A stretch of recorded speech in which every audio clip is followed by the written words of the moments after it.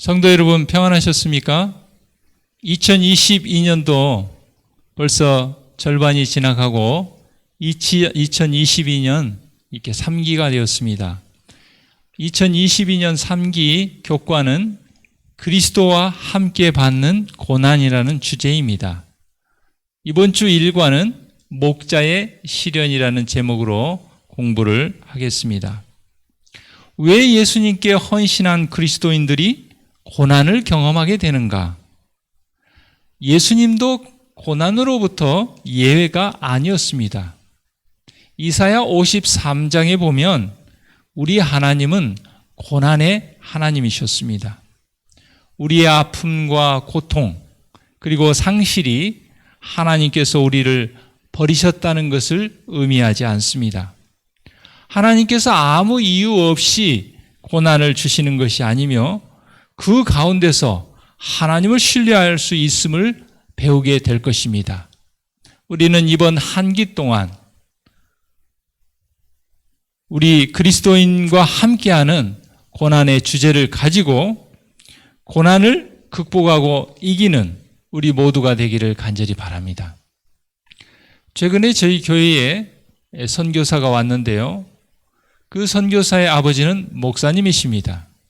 그리고 선교사에게는 남동생이 2명이 있는데 막내 남동생이 전기에 감전이 되어가지고 한쪽 팔을 잃어버렸습니다. 이 선교사는 너무나 낙심이 되고 낭망이 되었습니다.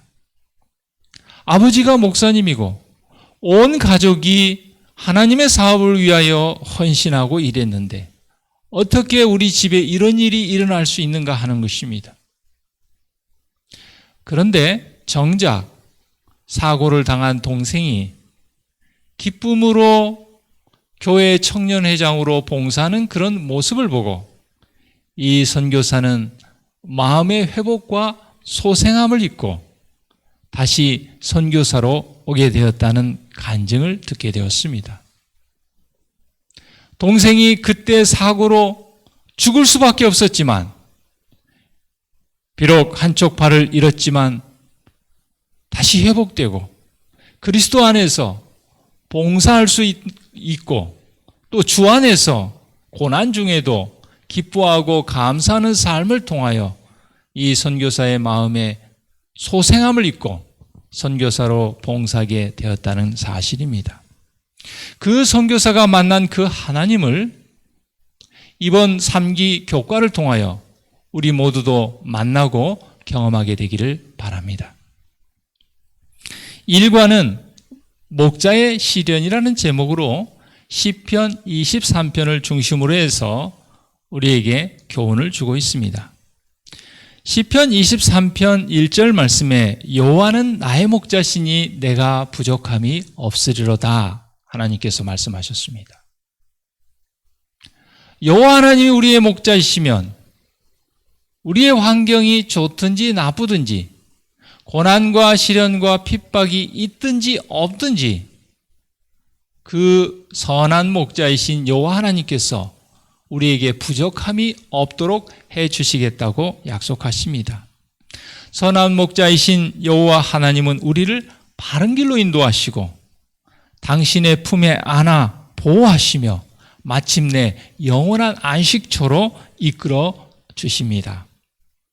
요한복음 10장 15절에 예수님께서는 양을 위하여 목숨을 버리신다고 했습니다.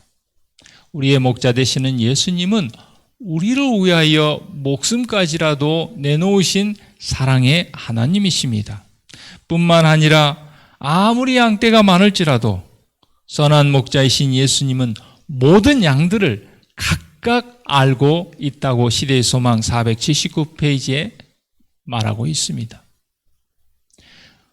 우리 각자가 이름이 무엇인지, 어디에 살고 있는지, 직업은 무엇인지, 어떤 일 때문에 기뻐하는지, 또 어떤 어려움 때문에 고통하고 눈물 흘리는지, 우리의 숨어서 흘리는 눈물 한 방울도 놓치지 아니하시고 주목하시는 여호와 하나님이 우리의 선한 목자시요 예수 그리스도이심을 잊지 않고 기억하게 되기를 바랍니다.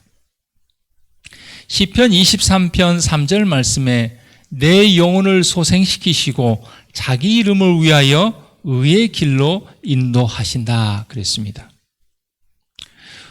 우리는 우리에 대해서 우리가 제일 잘 안다고 생각하지만 우리는 우리의 머리털이 몇 개인지 모릅니다. 그러나 예수님께서는 머리털까지라도 세신다고 말씀하셨습니다.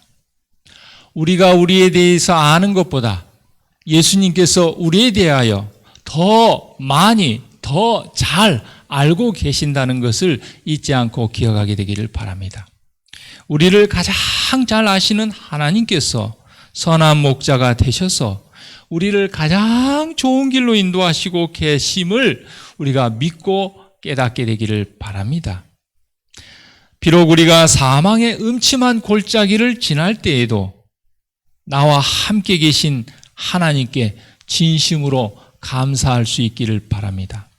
삶의 모든 순간 속에 함께 하시며 활동하고 계신 하나님의 인도하심에 온전히 순종하며 살아가는 우리 모두가 되기를 바랍니다.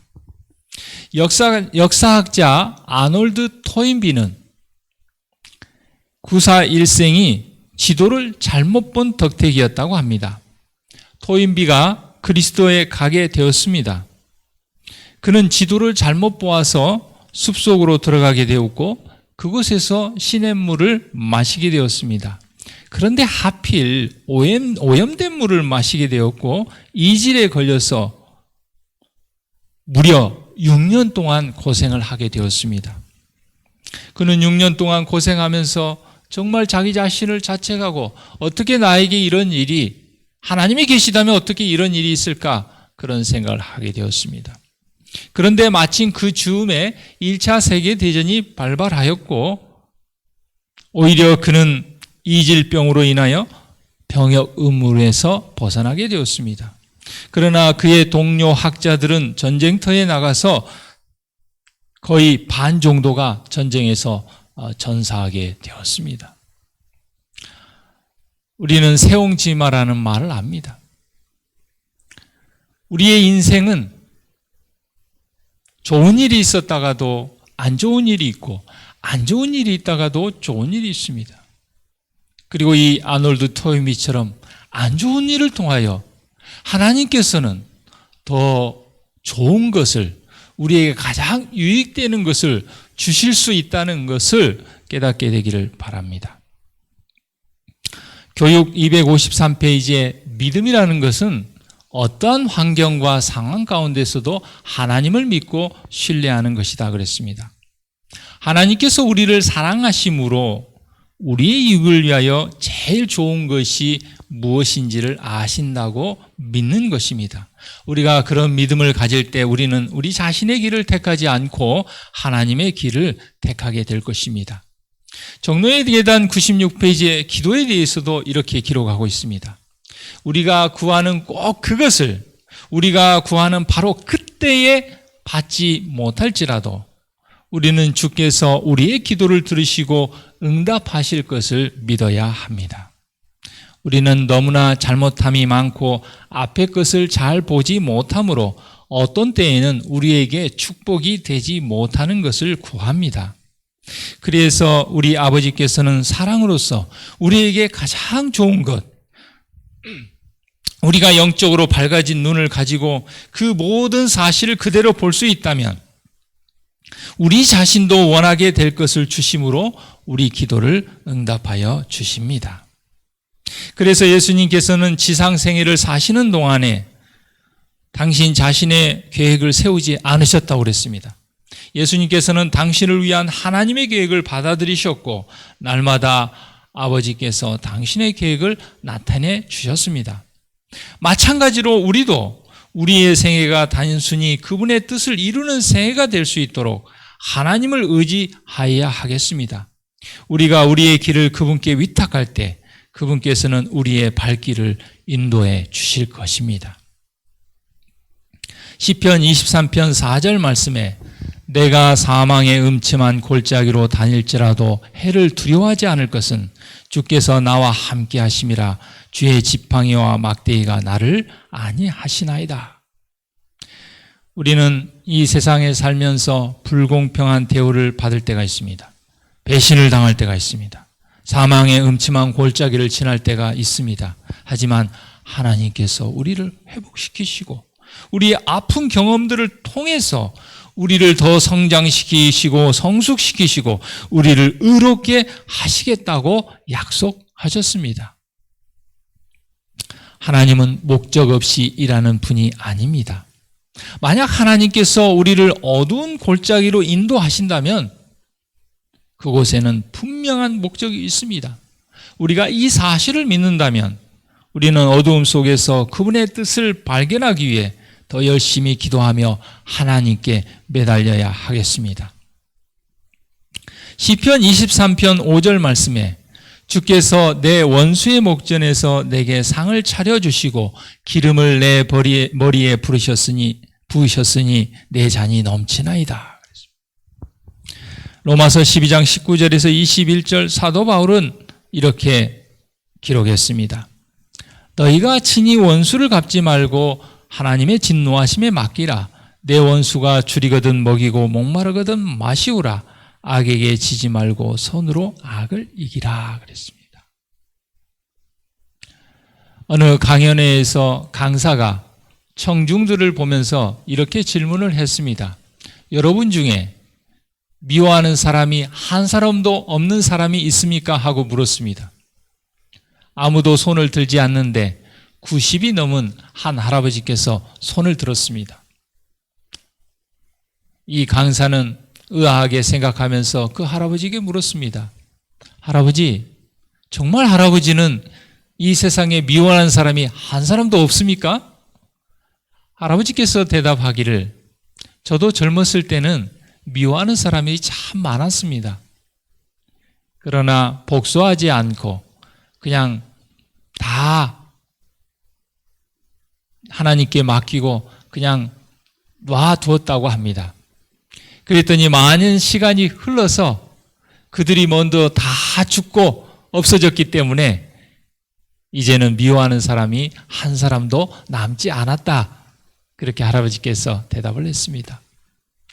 좀 우리에게 웃음을 주는 이야기이지만 이 이야기는 우리에게 이 시편 23편 5절 말씀과 로마서 12장 19절 21절 말씀에 비추어 봤을 때 우리에게 많은 교훈을 줍니다.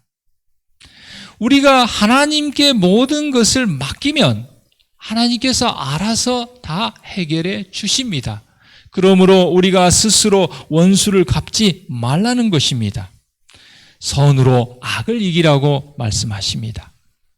다윗은 하나님께서 그를 위해 행하시는 일을 바라봄으로 원수를 의식하지 않았습니다. 하나님께서 그를 위해 잔치를 준비하고 계시기 때문입니다. 목자가 우리와 함께 있는 동안은 어떤 원수도 그분이 우리에게 주신 것을 빼앗아 갈 수 없습니다. 사단도 예수님께서 우리에게 주시는 사랑과 평안을, 안식을, 쉼을 빼앗아 갈 수 없습니다.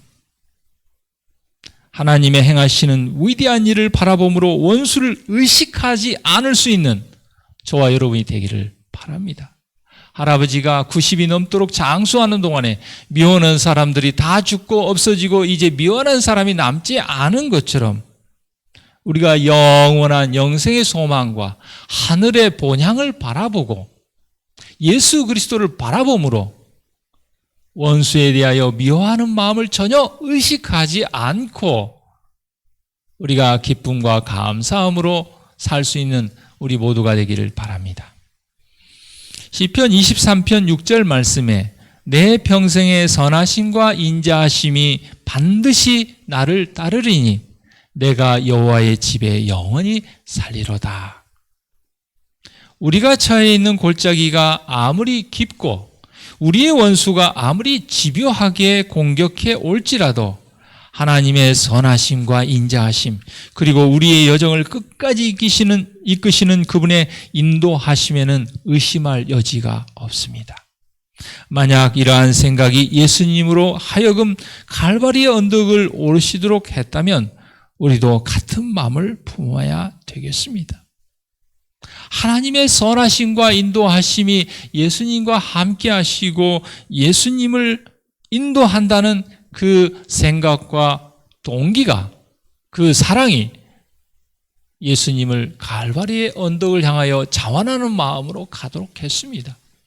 마찬가지로 하나님의 선하심과 인도하심이 우리와 함께하고 우리를 여호와의 집에 영원히 살도록 하시겠다는 이 시편 23편 6절의 약속의 말씀이 우리도 고난을 향하여 앞으로 전진하며 이겨내고 극복하고 승리하는 우리 모두가 되기를 간절히 바랍니다.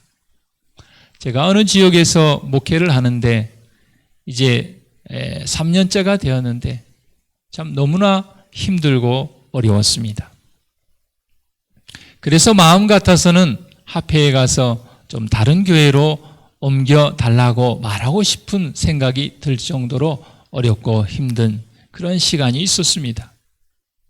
그런데 한편으로 생각해 보면 내가 이곳에 있는 어려움 때문에 다른 교회로 옮겨간다면 그곳에서는 또 다른 어려움이 있을 것이라 이런 생각을 하게 되었습니다. 그래서 믿음으로 신앙으로 여기서 이것을 극복하고 이겨내야겠다는 생각을 하게 되었습니다. 그래서 그날 아침부터 그 다음 날부터 성도들 중에 자원하는 마음으로 나올 수 있는 사람들을 많지 않지만 소수를 모아서 새벽 기도회를 시작했습니다. 마치 솔로몬이 1000번제를 드렸던 것처럼 1000일 새벽 기도회를 작정하고 드리게 되었습니다.